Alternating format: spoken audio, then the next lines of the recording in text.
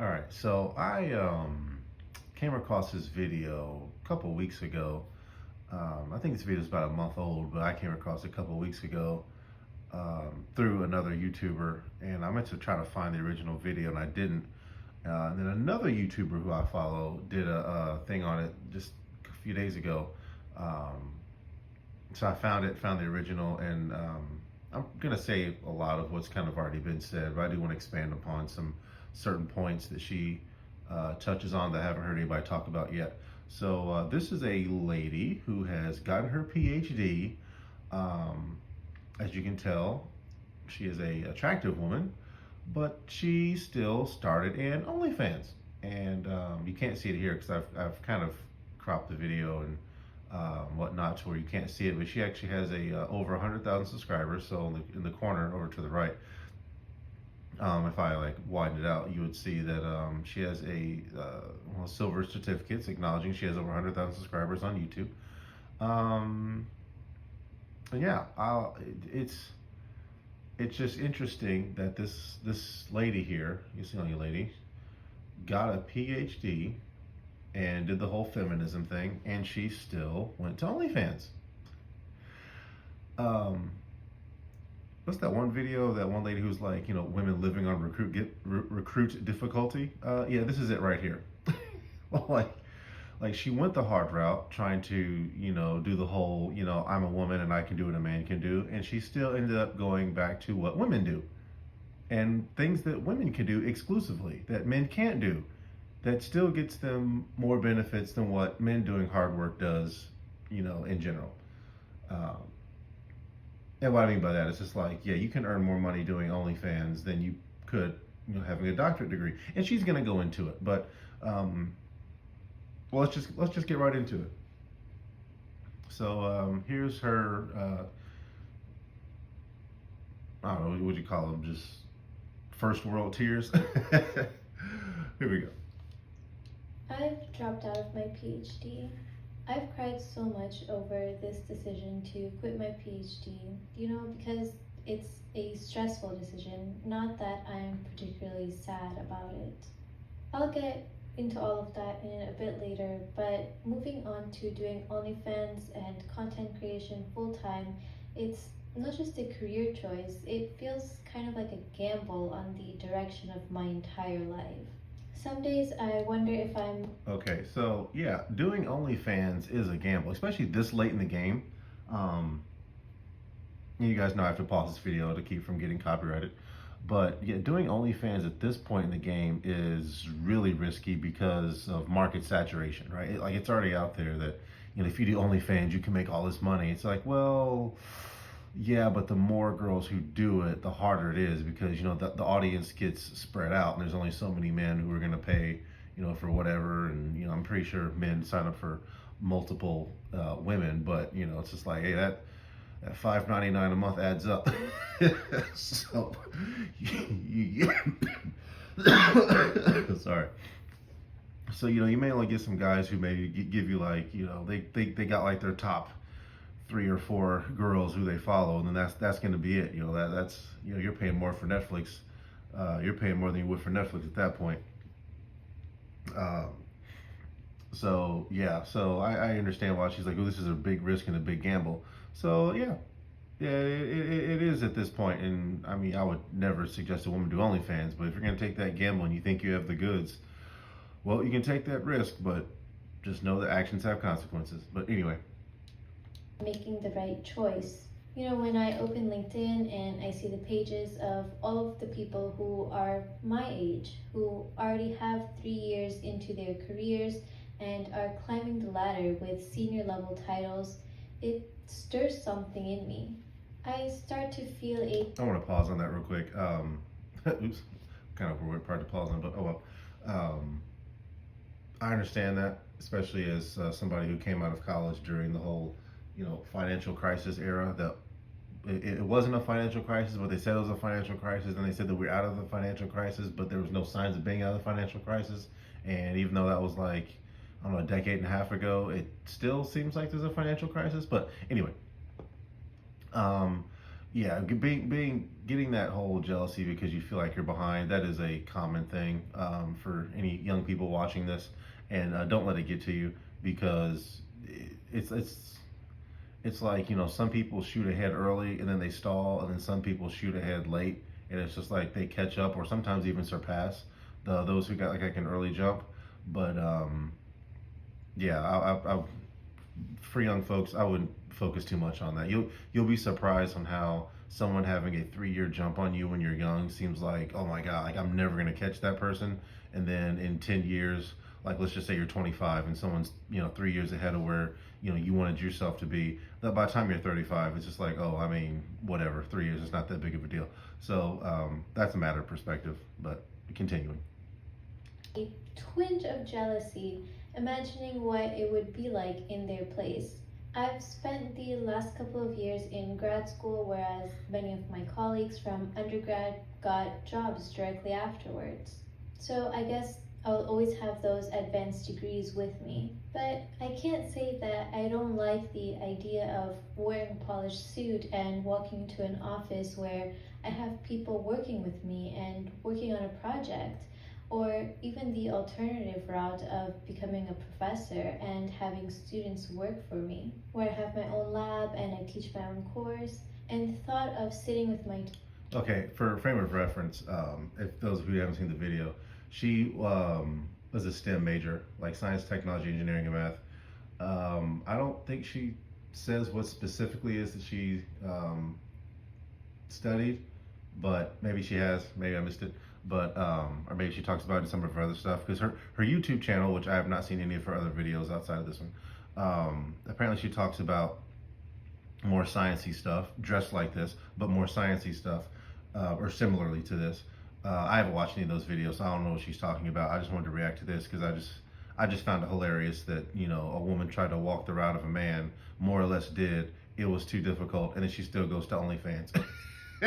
Which again, men, we don't have that option. It can't be, oh, I'm studying for my master's. Okay, I'm gonna go get a PhD. Okay, I got a PhD. Now I want to get hired. No one's hiring me. Oh, okay, I'm gonna go do this thing over here that's super, super, super low level, and I can still have a chance of making it super wealthy. Like men, we don't have that option. It's like, oh, you have a PhD. Well, you better make that PhD work, or basically start over. But yeah, anyway, I don't know what her degree is in specifically. I'll link this video, and you guys can probably check out her channel and see what it is that she talks about as far as science, but I don't know. team to come up with solutions to a certain problem, or even find something new, learn something new, and then applying that knowledge. And writing papers gives a sense of fulfillment. There's some sort of camaraderie in those environments and a structure that I think I'd enjoy. And of course, not to mention the outfits. I mean, come on. I have so many professional outfits that have never seen the light of day just because. I mean, I hope she's not wearing this kind of a professional outfit. Oh man, I mean, could you imagine if you're some nerd and you're working in a lab and then this walks in? I mean, let's be honest, you're not getting any work done. You are not getting any work done. You're just going to perpetuate every feminist stereotype. Like, oh, like they're talking to me and I'm over here trying to mix these chemical compounds, and like I don't know why guys are looking at me, right? But this was like, come on, stop it. Like their Instagram timeline literally just walked in the door and you expect them to concentrate. Like, stop it. Anyway. I have nowhere to wear them to, and of course I keep buying them. And part of me wonders if I'll miss the chance to experience that life and that lifestyle. But then I start to think about some of the trade-offs. Those same people whose lifestyles I thought I envied are tied to someone else's vision and someone else's pace. They'll spend their lives working for a company, doing things that they don't necessarily enjoy. That's called having a job. I mean, shocker. I'm not gonna lie. There's a lot of women who don't make that connection until they're already like in a job working, right? Like men, at least the caliber of men who I hang around, we get hit with that early, right? Like coming out of high school, maybe through the process of college, it's like, wait a second, I'm working for someone else to be rich, not me, but at least I'll be paid high. And especially being of the generation that got screwed over by, you know, go to college, keep your nose out of trouble, and you'll have $100,000 house. Well, let me update that. You'll have a $250,000-$300,000 house by the time you're 25 if you just do what's right, do what you're told, stay out of trouble. Stay religious. you know, I'm not against religion, but that's part of the caliber of males who I was raised around. But yeah, like all these false promises from the previous generation. But men, we're taught that early, like, hey, like you're working for a system that's part of a larger system that is the fabric of your society, or here in the United States, your country.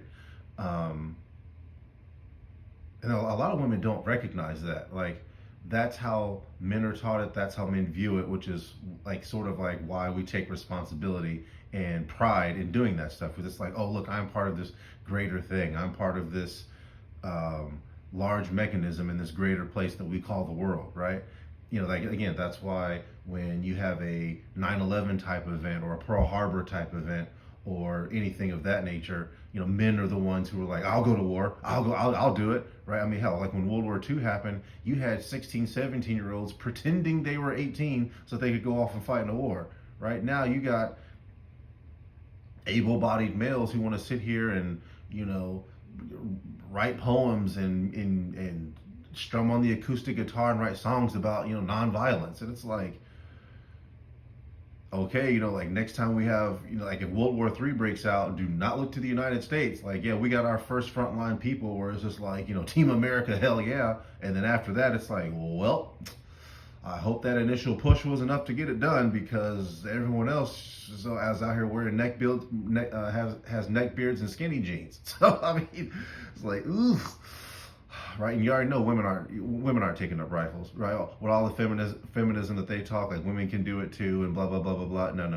The women are not picking up rifles. Women are not getting in tanks. Women are not going to getting blown up. Women are not doing it to sacrifice themselves for the greater good of society. Women aren't doing any of the stuff that men do it for, and that's just the fact of the matter. That's why every society, men are the ones who go to war and women stay at home, right? I mean, heck, I think she might get into it later, but I think she even goes into how, like, it's like no, I'll let her talk. I don't want to speak for her even before she says it.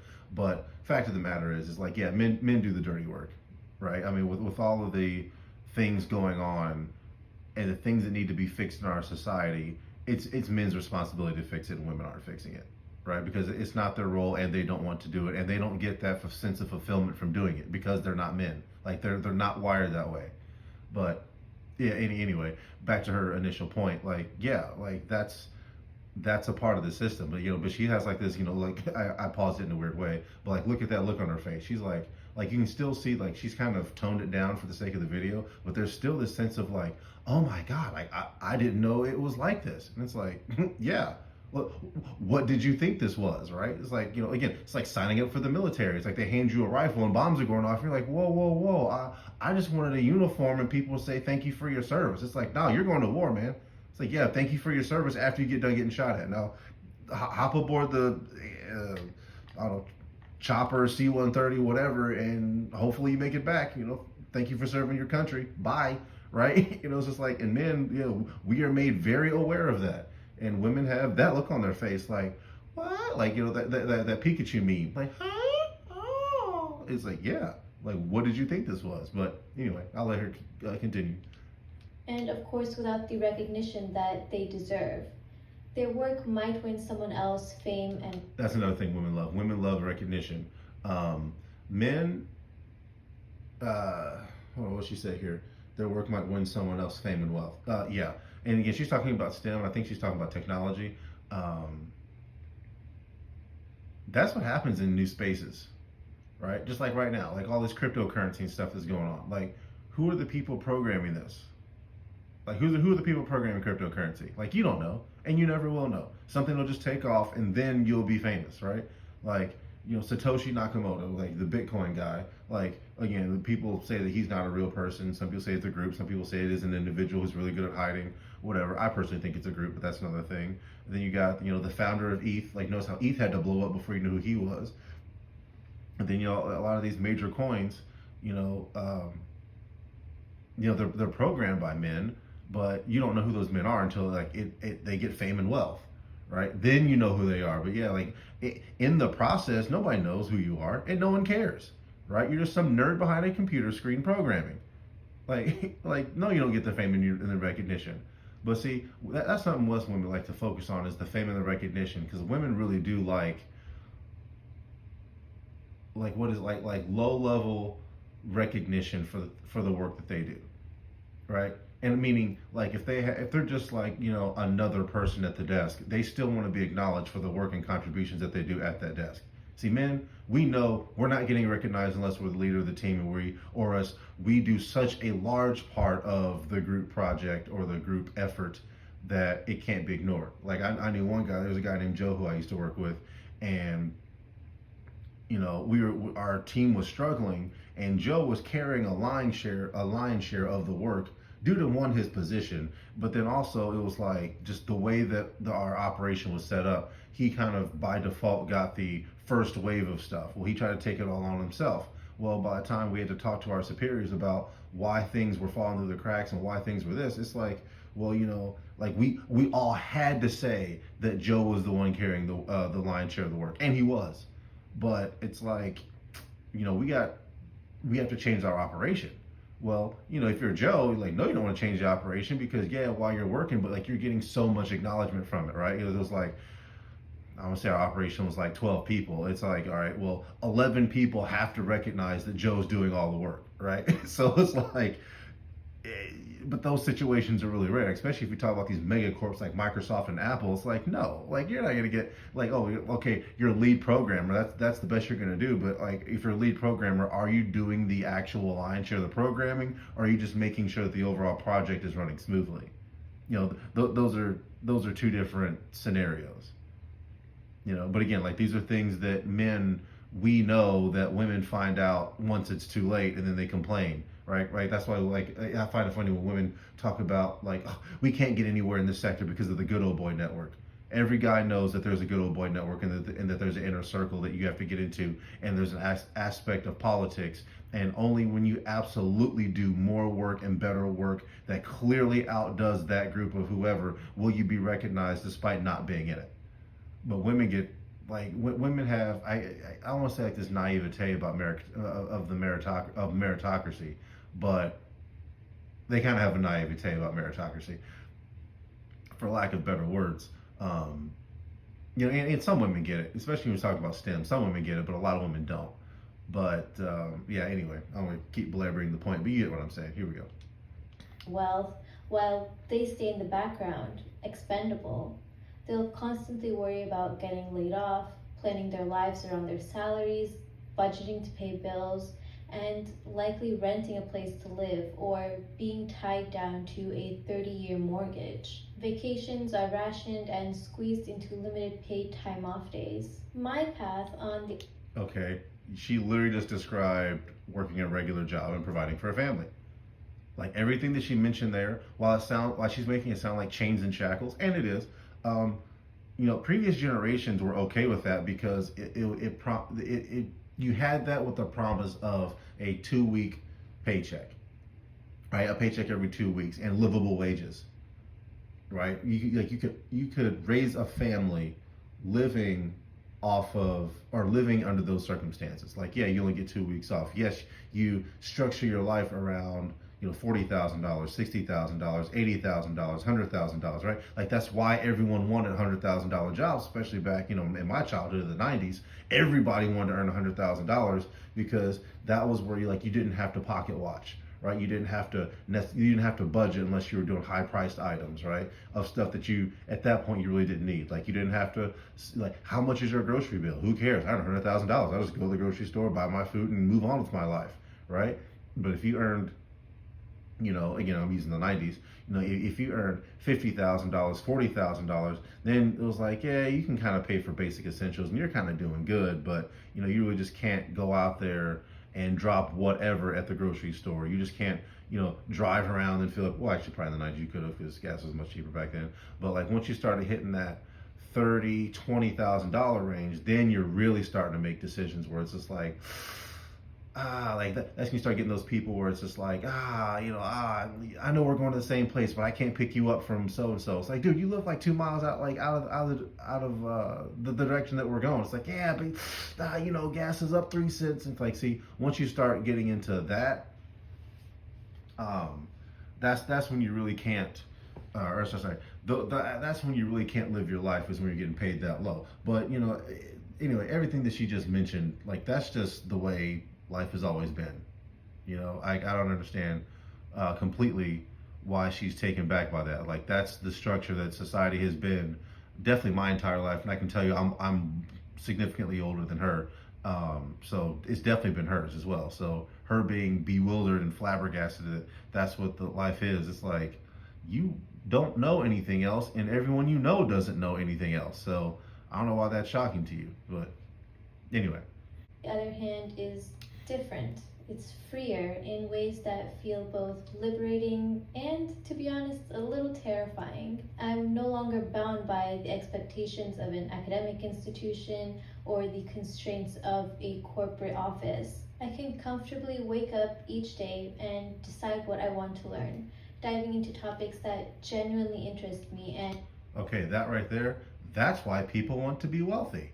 That's why people want super high paying jobs, so that once they're done with work, they can go do stuff like that. They can take more time off to go do things like that. And, message to the older generations out there, this is why we don't understand, why you don't understand why we want to have higher paying jobs, right? Especially like we're going to skip the whole fact of, major corporations and companies don't want to pay people livable wages. We're going to skip over that part and ask like, well, why do they keep asking for more money? So we can do all of that stuff, right? Like we want to be able to go out and do other things, like go to basketball games and football games and go hiking and go study different arts and crafts and go do other stuff. Like we want livable wages so that we have money to pay our bills to go out and do stuff like that. Right? It's exactly what she's talking about. Now, again, she's about to transition here into OnlyFans, but the fact of the matter is, it's like, yeah, she has the money to do that stuff now because of OnlyFans, not because she's a PhD in a STEM field, And like she said, she has over 100,000 subscribers on YouTube, and I mean that's money right there. So it's like she's over here kind of, I won't say killing it, but she's doing a lot better than she would if she were to get on somewhere, because again, she has a PhD. So I mean, I don't know what her specialty is, but like that seems as though it would be highly specialized. So she would be forced into doing something very specific, but maybe getting paid for it. Again, I don't know, because she could be part of a research team, like she kind of alluded to that earlier. But who knows? But anyway, we'll let her continue. And not just those deemed important by a funding agency or a company's bottom line. And when it comes to research, I'm no longer bound by the pressure to publish for the sake of tenure or grant applications. I can write papers independently, not because I need to meet a quota, but because I genuinely want to contribute to something. Everything that I create will reflect my own ideas, my own creativity, and my own ambitions. And of course, the best part is that everything I build will be entirely my own. I'm not contributing to someone else's legacy or bottom line. I'm building my own. Not necessarily true. You're not really building your own future anyway. Like if you're on OnlyFans or on YouTube, you're creating content on those platforms, which is giving them more money, and then they kick you a portion of it, or they take a portion of it. But at the end of the day, if YouTube shuts down, no one sees you. If OnlyFans shuts down, no one sees you. Like you're not actually producing any like actual material. And that's the funny thing about living now in this digital age. It's like nothing is real. A lot of people don't understand that. Like nothing is actually real. Like you're going and working a job, doing whatever, and giving your money to people to produce something that can be shut off by simply unplugging or no longer registering a signal. Like if Google just said, we're done with YouTube, and then they just blocked the URL, or took away the .com or whatever, do you know how many billions of people would no longer have either entertainment or a source of income or anything else like that? Like, that is actually something scary to think about.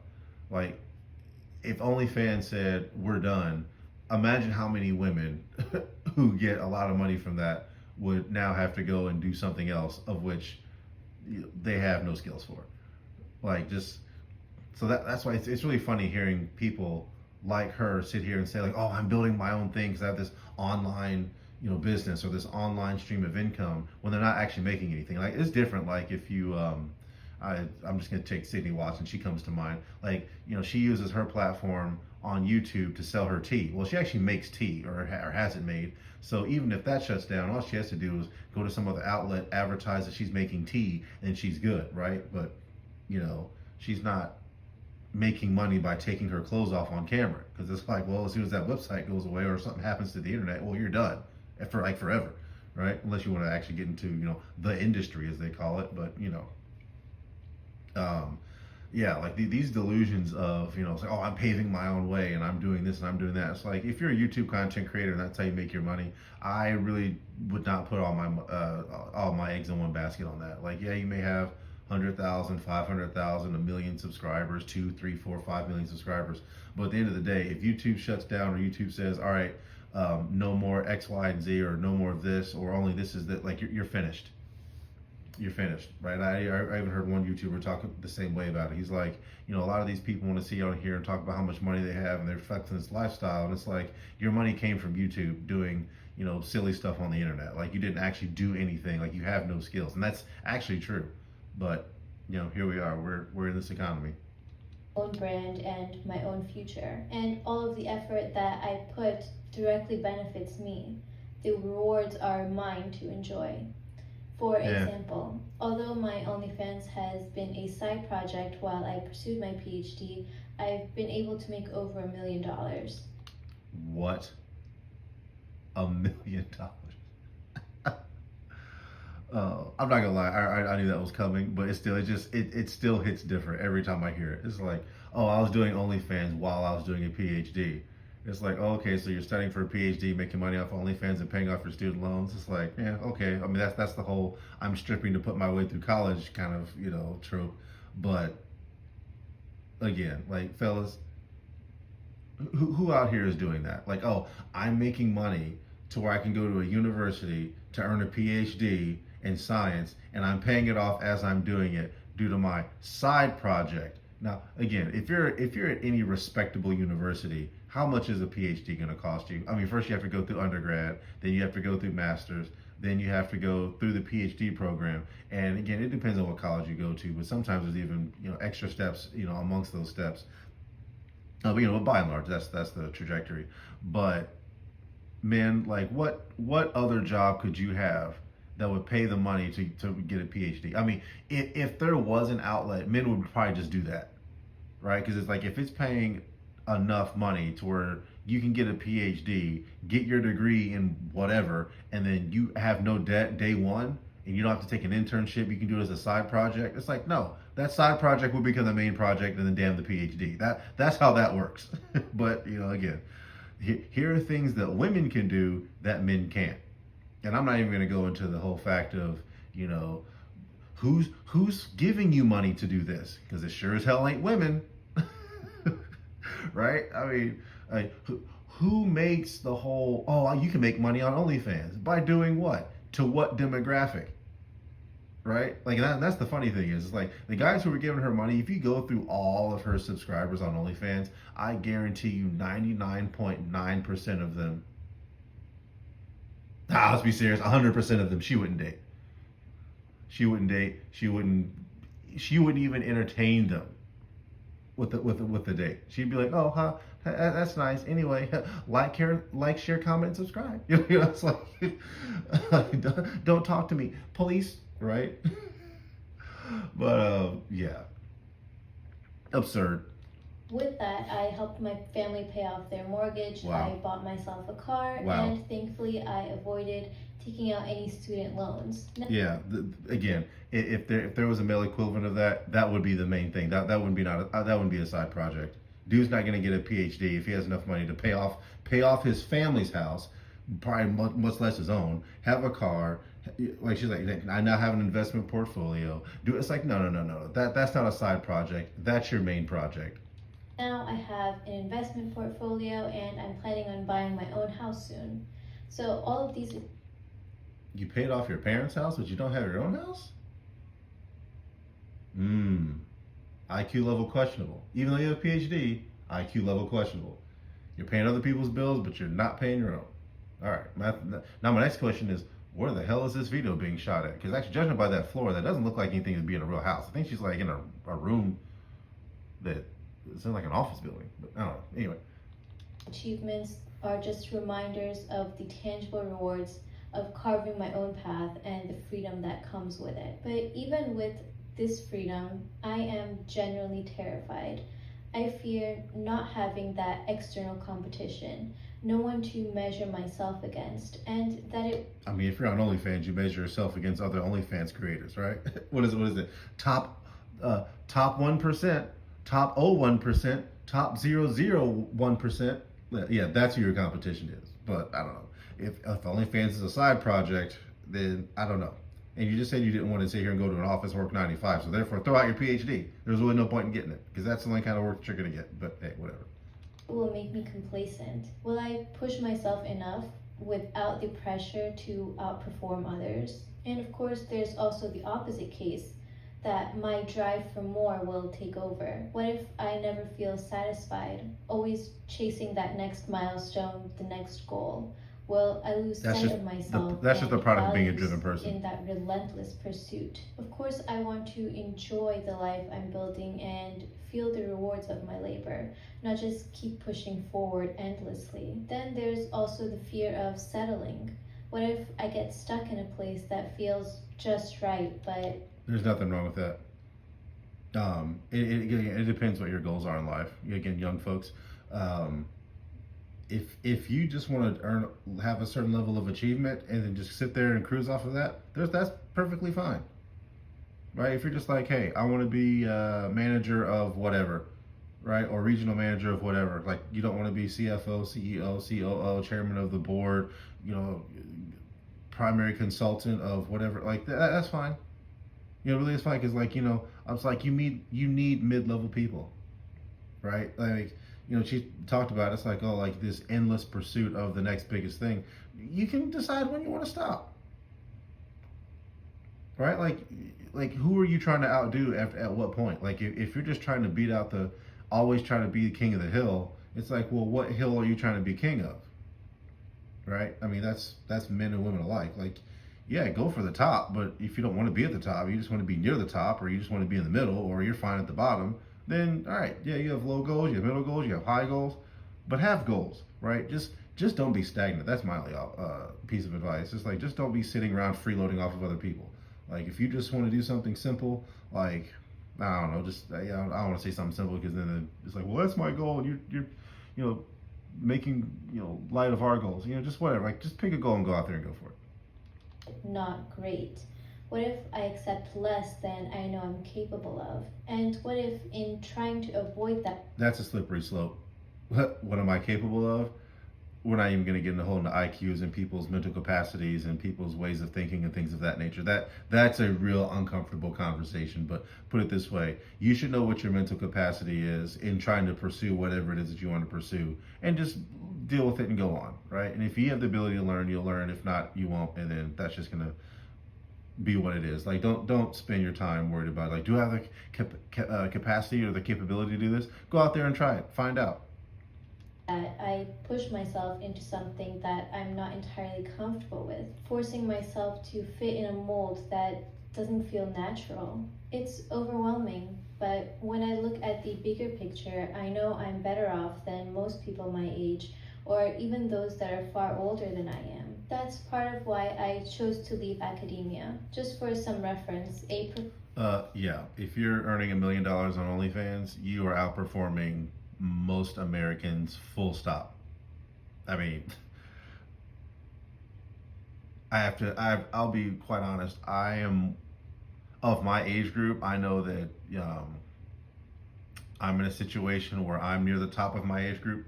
I'll leave it at that. And it's not due to YouTube or anything else like that. But yeah, nowhere near $1 million a year. Nowhere near.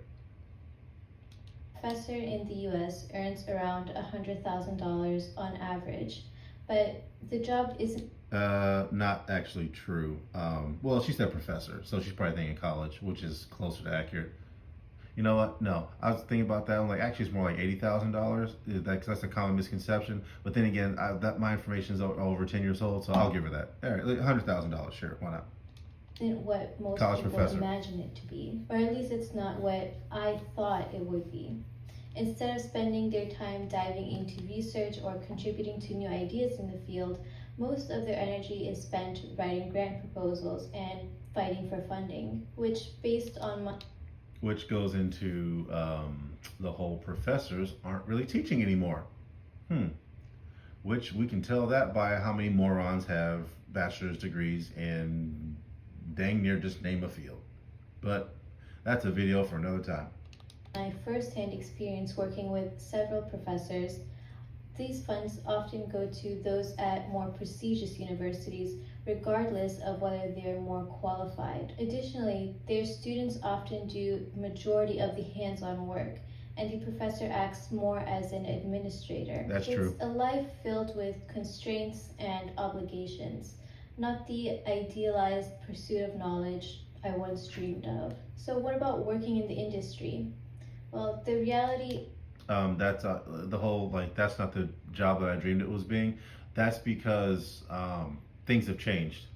I guarantee the generation that she probably learned that from, it probably was more of the pursuit of knowledge and passing on that knowledge to the next generation.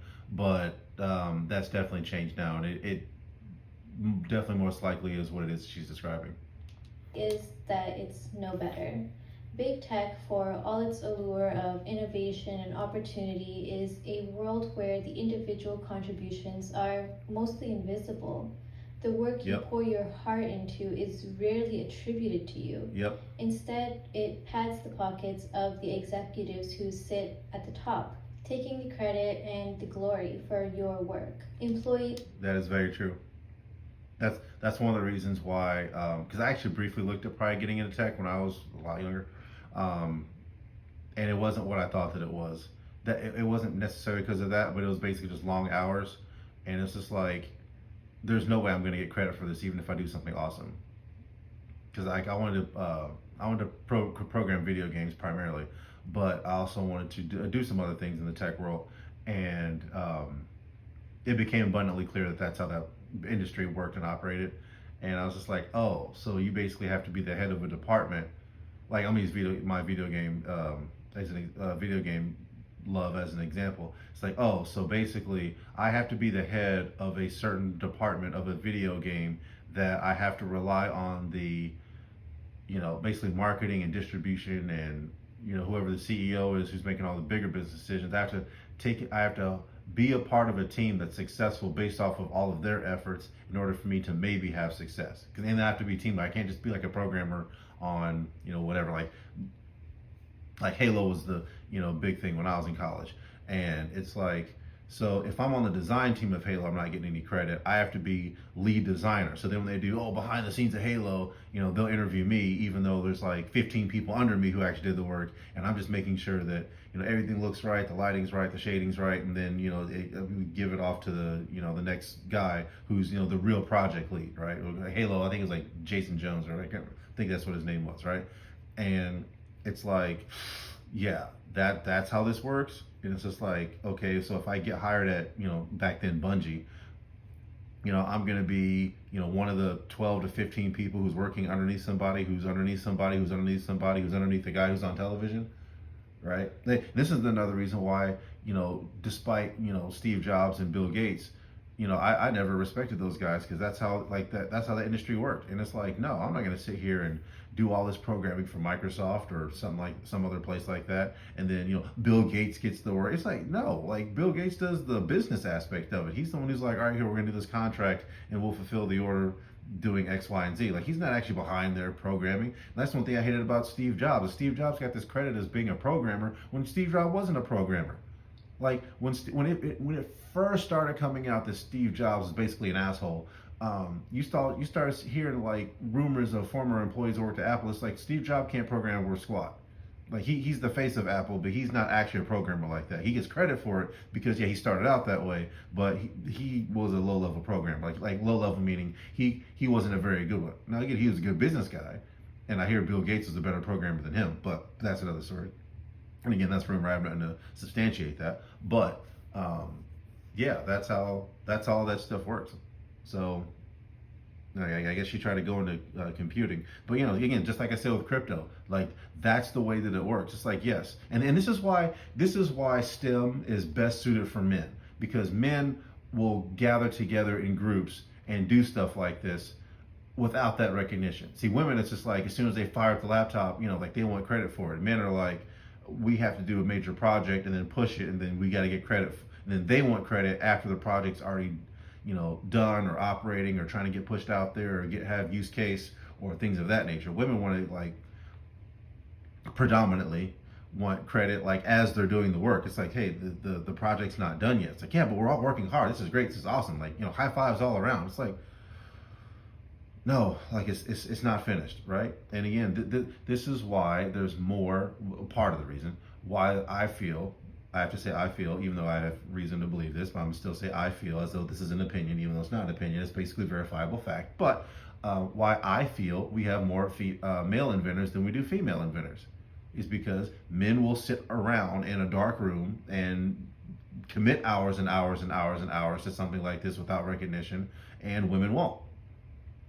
I'm sorry. That's how a society is built. Like someone has to sit down and do the grunt work initially for a long time without recognition because something has to be done intangibly, put in place. But anyway, we're going to keep going.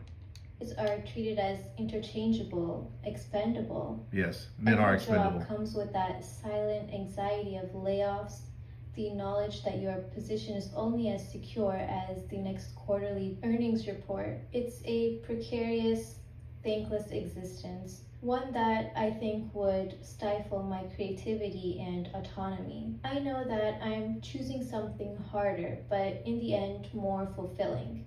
This journey isn't easy, but it's entirely mine.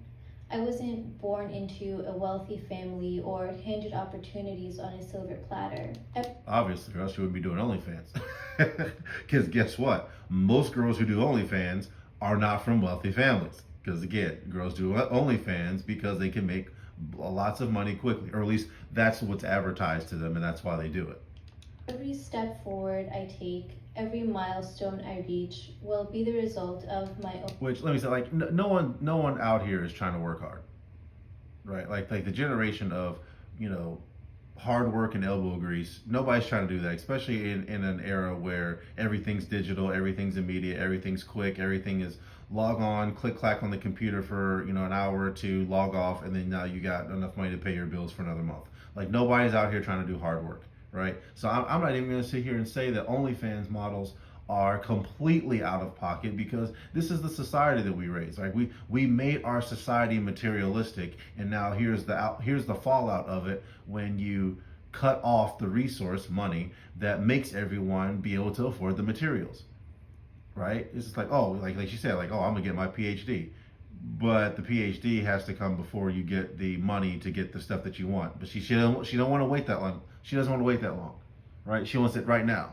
So OnlyFans until the PhD comes. But again, she's like, oh, I just got my PhD, but she has a house, or she's about to buy her own house. She paid off her parents' house. She got a car. She blah blah blah blah blah blah blah blah blah. And it's like, okay, like look at what she's wearing. Like that probably, I mean, it could be an inexpensive outfit. I don't know. Somebody can leave in the comments what designer she's wearing or whatever. But like she has contacts in, she has makeup on. Like all that stuff costs money, right? I mean, look at your average woman who actually goes for a PhD, like straight out of high school in there, self-funded. Like these aren't the kind of women who dress like this. Like let's keep it 100. Like they don't look like this. Don't sit here and act like you don't know what I'm talking about. But anyway, um, yeah. So, and again, she's going off on like, oh, this is my own path. I'm forging my own way. Like you're not forging your own way. You went to OnlyFans. You are one of hundreds of thousands of women, probably. I don't know what the OnlyFans numbers are, but I hear that OnlyFans isn't what people think that it is, right? But again, look at her. She's clearly on the more attractive side of societal standards, so she probably did bank $1 million in a year or whatever it is that she said that she made.